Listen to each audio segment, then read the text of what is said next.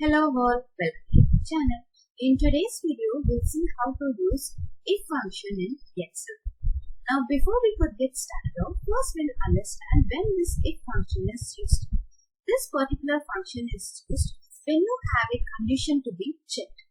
Now in this case, I have the student name and I have marks.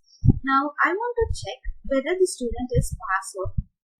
Now in order to get the result as pass, the student has to be scored more than 35 marks.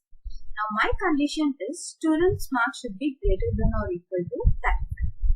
And for this you have two results, which is pass and which is fail. Now this particular condition we are going to give it to Excel in the form of if function. So in order to make use of if function, start out with equal sign and type if. You will see the list of functions that is associated with this if. Now I want this if function, just double click. Now these are the arguments of that particular function: logical test, value if true, and value if false. Now I'll just go in the form of a story.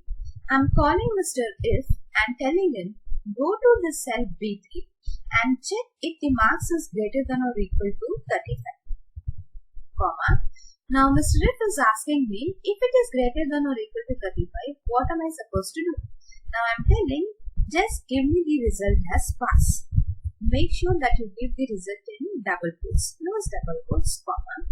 Again Mr. If is asking me what am I supposed to do if the marks is less than 35. So I'm telling him just give me the result as 50. Make sure that you give in double quotes and then close brackets and then press enter.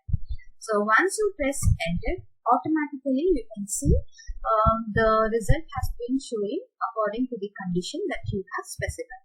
So in order to calculate for all the other students, just place your cursor here. You can see the shape of the cursor, it is changed to a small plus sign. Just double.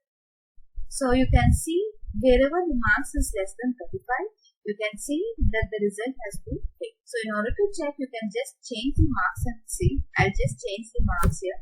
You can see that the result has been changed. So hope this video has been helpful for you. If you are watching my channel for the first time, do not forget to subscribe to my channel and also click on the bell icon to receive further updates.